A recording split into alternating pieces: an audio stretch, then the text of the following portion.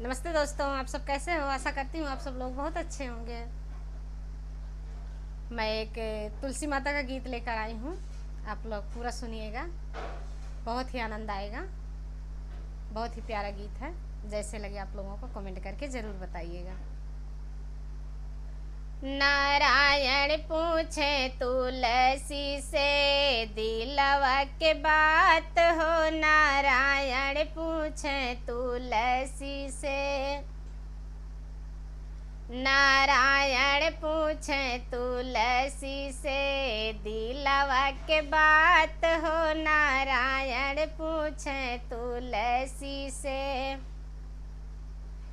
केई तोहरे माता तुलसी केई तोहरे पिता। केही तोहरे माता तुलसी केही तोहरे पिता। कवने नगरिया में भैल बा बियाह हो। नारायण पूछे तुलसी से दिलवा के बात हो। नारायण पूछे तुलसी से, कवने नगरिया में भैल बा बियाह हो। नारायण पूछे तुलसी से दिलवा के बात हो। नारायण पूछे तुलसी से, धरती हमारी माता यहीं मेघा हमरे पिता। धरती हमारी माता हैं मेघा हमरे पिता। गोकुला नगरिया में भैल हमर ब्याह हो। नारायण पूछे तुलसी से दिलवा के बात हो। नारायण पूछे तुलसी से, गोकुला नगरिया में भैल हमर ब्याह हो। नारायण पूछे तुलसी से दिलवा के बात हो। नारायण पूछे तुलसी से, कहाँ तोहर नैहर तुलसी कहाँ तोहरा सासुर।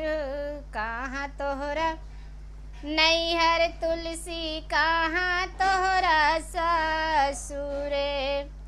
केही जलागे तुलसी कांता तोहार हो। नारायण पूछे तुलसी से दिलवा के बात हो। नारायण पूछे तुलसी से,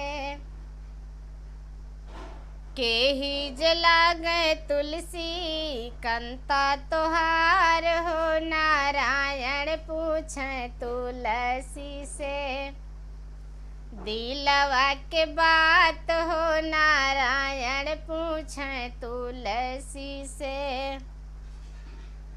गंगा तीरे नैहर हमर जमुना तीरे सासुरे। गंगा तीरे नैहर हमर जमुना तीरे सासुरे।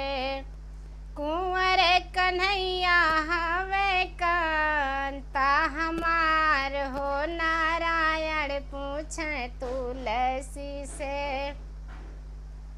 दिलवा के बात हो। नारायण पूछे तुलसी से, कुंवर कन्हैया हमें कांता हमार हो। नारायण पूछे तुलसी से दिलवा के बात हो। नारायण पूछे तुलसी से।